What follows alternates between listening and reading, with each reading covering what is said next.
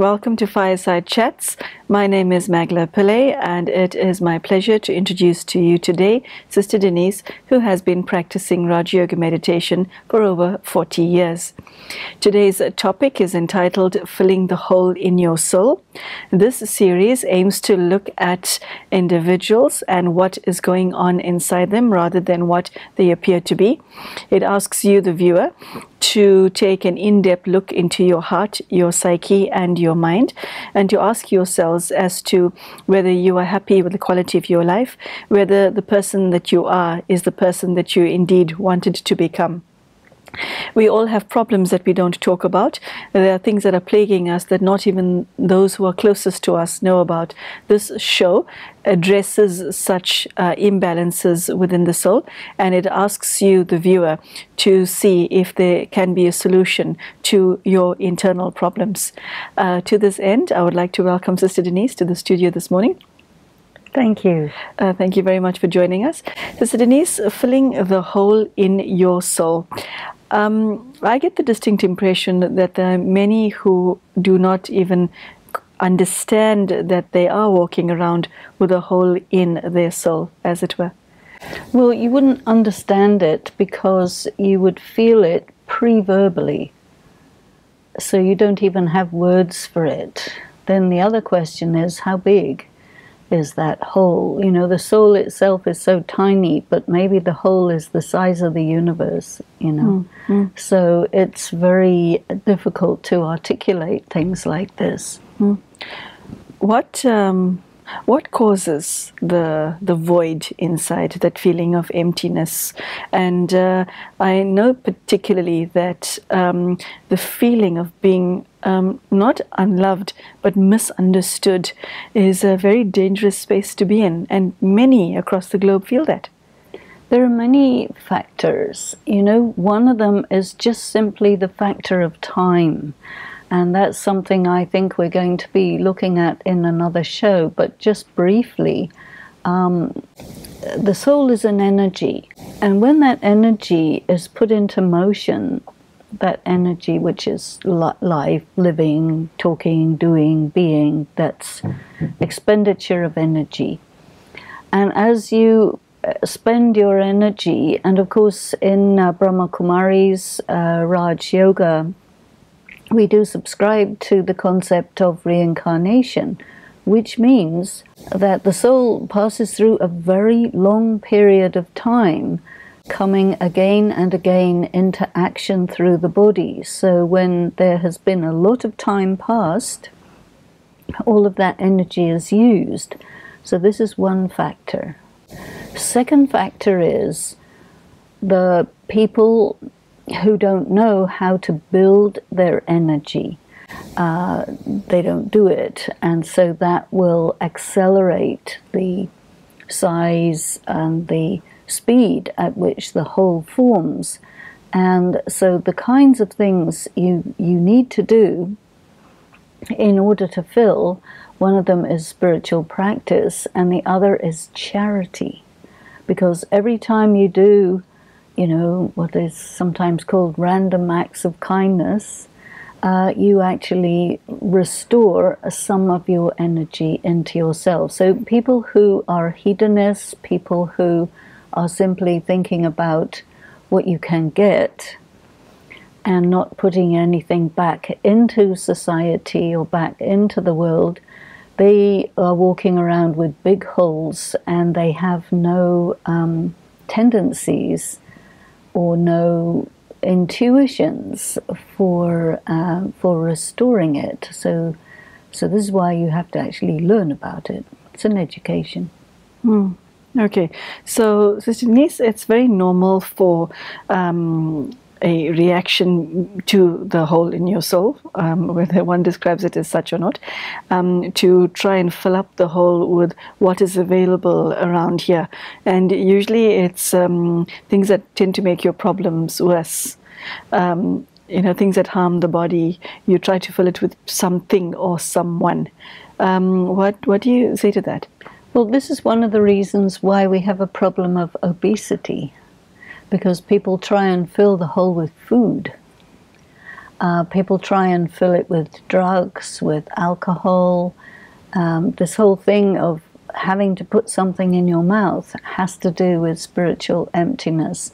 Then also people try to fill the hole with status symbols, position, because when you receive adulation, when you receive praise, it fills you a little bit, but it's so temporary that you get empty again very quickly. So you have to keep on getting more and more and more and more frequently, and it runs out so quickly that it's hard for you to keep up with it.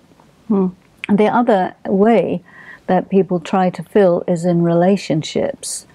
So a lot of people's preoccupation with sexuality and sexual fulfillment is totally about filling that unfillable hole in the soul. So when we do engage in these types of behavior, is it a solution? Or does it make the problem worse? Are we just lying to ourselves when we do that? It's not a solution, because such desires can never be satisfied by trying to fulfill them. You just keep on having to have more and more food, more and more drugs, more and more drink, more and more praise, more and more adulation, more and more, people go for high speed, they go for extreme sports, things which will give you an adrenaline rush. You become an addict on the internet, an addict of movies, all these addictions, because addiction is what? You keep on doing something in order to manage your feelings of emptiness, and it always leads to disappointment. It's never enough, and gradually the quality of your life gets eroded. Your will to do otherwise becomes eroded, and you're totally trapped. So it isn't a solution. There's only one solution, and that solution is to fill from the source, which will give you that thing of which you are getting empty, and that is God. So what is God? Who is God? Where is God? There we have to take a look at that, and how you connect yourself with that source so that you're able to fill. It's rather like your car has run out of petrol. You have to go to the petrol station to fill up, and you have to put the filling device into you and squeeze until you're full. So, yoga is in many ways something like that. Okay, so Sister Denise, we all tend to engage in temporary fixes just to feel okay when we're going through a dip. But what you just described is a scenario that's much worse than that, isn't that so? Where there is a kind of a vacuum within that we aren't aware of. How does one go about knowing that there is such a vacuum in the first place? I think you don't really go about knowing it, but circumstances force you to take a look. It could be a big accident, it could be a very severe illness, it could be your family life crashing all around you and falling into pieces.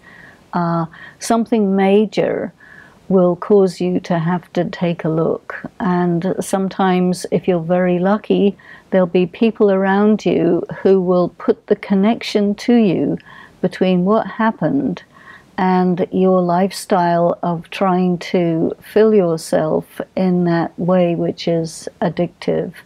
And then you will somehow be forced to deal with it. And any kind of recovery of addictive behavior involves deeply looking at what you're doing, really doing a lot of personal work, stopping the addictive behavior, and really for the rest of your life you need to do a spiritual practice, because To fill that hole takes patience.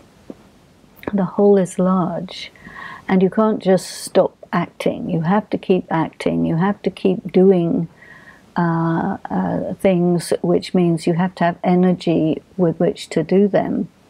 But you need to work on your thinking, you need to work on your lifestyle, and you also need to start doing acts which are of a charitable nature, doing things which are good for others, because that also helps to fill you up. Sister Denise, there are many people who have reached a point where they feel, I cannot go on for a day longer. I mean, we all know in the various countries from which we come how high the suicide rate is. And there's just one of the extreme reactions to emptiness, or that your life doesn't mean anything. What would you say to somebody who feels, I just cannot go on? I've reached the end. Is it is the feeling real, or not? And if so, if you have such a feeling that this is it for me, I can't take anymore, I can't handle anymore, I don't want to go on, what is your advice to such a person? And there may be thousands watching you who are feeling this way, even though they may not have articulated it to themselves or to the people closest to them. They also may not be quite at that final moment. They might be moving towards it. But the thing is, in all of these cases, it's because you think that doing that will end it. Well, it won't.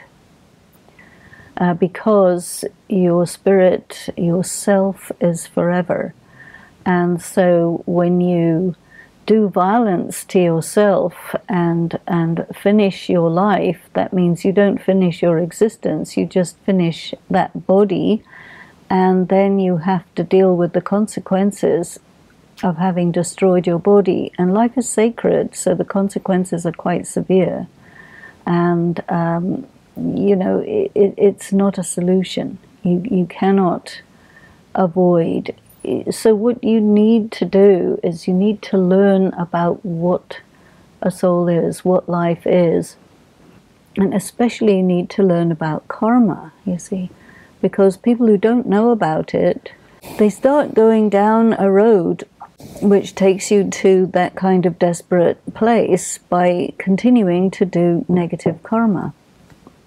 And of course what you need to do is stop doing the negative karma and start doing positive karma. And there's many types of positive karma which are going to give you the energy to be able to face what you have to face. The first thing you need to do is to consider yourself to be a soul, not a body. And that also means consider that you're an actor and you're in a scene, and that scene arises, persists, and finishes. But finishing your body does not finish the situation. Because when you're in a situation which is very painful, it means that on some level you're being tested, on some level you're paying karma. And so if you have a debt, the way to handle it is not to get further in debt. It is to do whatever you have to do to reduce the debt. So people need to know that the situation they're in is all about being in debt. And karmic debt. I mean, you may be in financial debt as well. And so what does a person do to get into financial debt? Some of it has to do with mismanagement. Some of it has to do with just not understanding how things work. And of course there are circumstances in this world where people are in really bad situations because of war, because of bandits, because of something that is outside their hands, you see.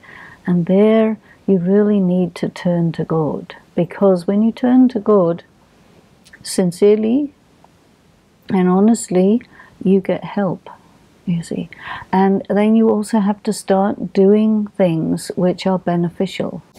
You see, for example, there's a spiritual law which says that if you serve your fellow man. You cannot die of starvation. Die of something else. You know, but that's beautiful. yeah. And so the thing is that people who don't really look at their qualities, don't really consider that their qualities are gifts, do not share those, they don't create karmic credit. They just create debit. And so their situation gets worse and worse, and the hole in the soul gets bigger and bigger. And so it's very important to actually have an education about these things, because they won't teach you in your schools. The media doesn't talk about this hardly. You're hard put to it to find this kind of information in your culture. And I think this is why we engage in this kind of programming, so that some of these ideas can get out to people and they can start applying them and actually turning their lives around.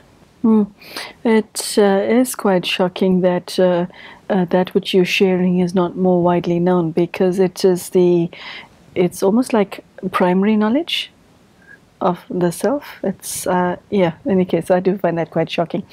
So Denise, so if you said you start with redefining your identity, then you create a relationship with God, then serve your fellow men. As one is going through all of that, how do you cope with your feelings? Because the pain of what we're talking about is excruciating. It's invisible but real pain. Yeah, but you have to be able to check your thinking. Okay. And you have to start doing that, because your pain is a direct result of your thinking. And so you have to look and see how your thoughts, and just really observe. You have a thought, which is a pain-producing thought. It immediately produces pain. You have the option to not produce that thought. You can produce a different thought. It's a matter of patience. It's a matter of practice. Because many people feel so flooded with negative thoughts that they don't get that they made those thoughts. Okay, can I interrupt you there? A very large percentage of one's thoughts are involuntary. There's thoughts that you think consciously. You could be sitting here minding your own business, and there your inner critic would say that if you weren't such a stupid idiot, you wouldn't find yourself in such dire financial straits. You can't say that's involuntary. But Denise, it comes from somewhere. Okay, where does it come from? It comes from your sanskaras, which is you defined in the past as being your personality traits. Your personality traits. Okay, your subconscious, but you have to realize that you put it there in the first place. It doesn't come by itself. That's fine. You put it there at some point in the past, so now it's working against you. How do you offset that thought? You tell it, sit down, be quiet. Is that not suppression? It's discipline. It's discipline. Yeah, you have to tell your mind, no, don't go there. Okay. See. So you quash it? Well, you have to tell it to behave, you know. Yeah. It is discipline. It is, you have within yourself, you have certain rights within the inner world. And part of your rights are to decide, you know, what thoughts are going to be entertained. You know, the thought will arise and present itself for being, you know, received, and you say, no, sorry, out, don't want you. Okay, so you have to be then internally directed to be able to be aware that there's a thought emerging, and you either buy it or you don't buy it. The thing is this, when you are externally oriented, you don't notice what you're doing on the inside. And then you say, well, I didn't do it, which is not true. You did do it, but you were not paying attention, you see. So this is why I call it discipline. You have to sit with yourself and explain to yourself, no, all these feelings that I'm feeling are optional. They can only occur if I permit them. My feelings are optional. May I ask you something else? Do you think you are your thoughts, you are your feelings? No, you have them. Aha. So they're not you? They're not you. They're who you chose to be at that point? No, they're not. Thoughts are productions. And so are feelings? Feelings are productions. So you can reproduce? You can produce different ones. Okay. You know, it's like a garden, you know. Whatever seeds you plant in your garden, those are the fruits you get. And so in many cases, thoughts are the seeds. But in many cases also, they are the fruits. Because you have a whole life on the level of the mind. And you can produce thoughts which produce other thoughts.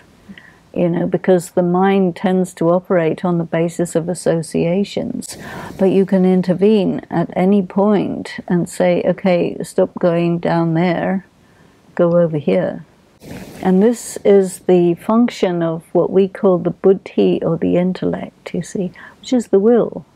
And the problem for most people is their will hardly operates, you see. And so part of meditation is to actually increase the power of the will. You decide to think positively, and then you say, oh, well, I can't. What does that mean? When you say I can't, it means I'm too weak to be able to. So if you are admitting to yourself, I'm too weak to think positive thoughts, then exercise your will and get some strength into it, you see. This is where I go back to the idea of discipline. Thoughts are cyclical, aren't they, as are feelings? Well, they are. A thought arises. Where does it come from? It comes from your subconscious. Your subconscious comes from your past actions. So if you want to intervene and enter into that cycle and change its direction, there you can do that at any point, but it is the will, the intellect. So you have the mind, you have the intellect, you have the sanskaras. So the sanskaras are the consequences of your past actions.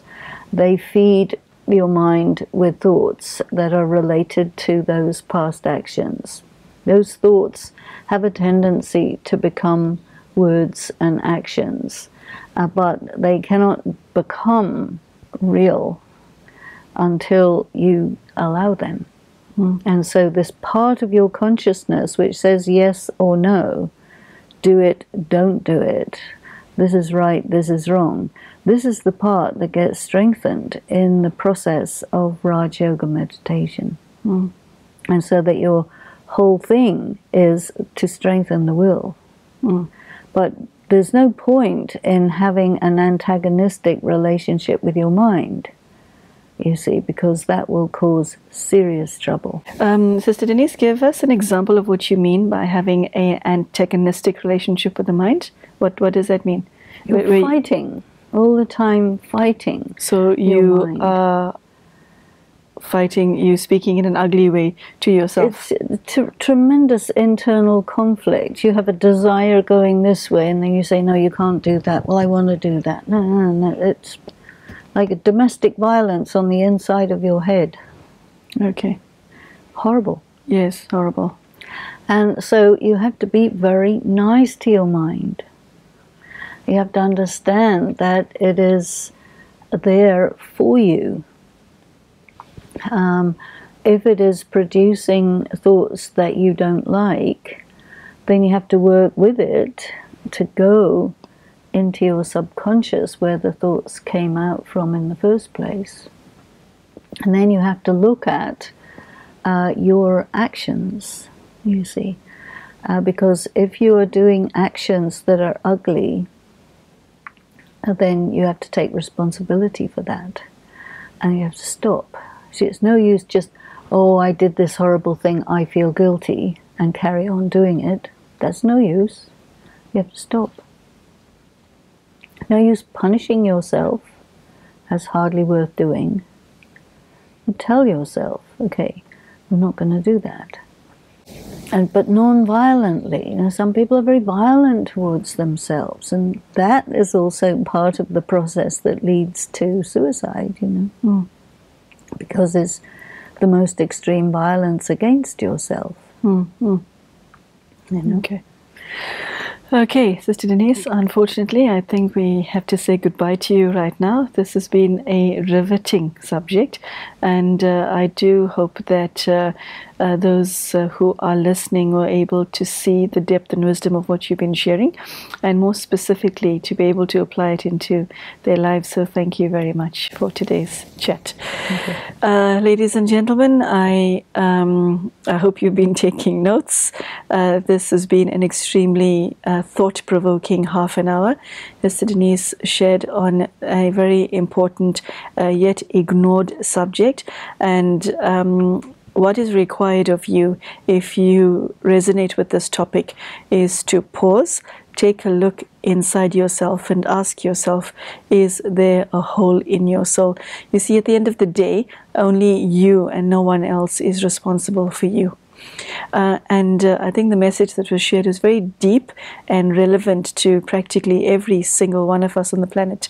And I think the deepest message that Sister Denise shared was how to manage the mind, and also how not to have an antagonistic relationship internally. So message was very deep, and I hope you will take some time and digest it and take that which you need out of this talk so that it could work for you. Thank you so much, Sister Denise, for joining us, and we hope to see you again soon. Thank you and goodbye.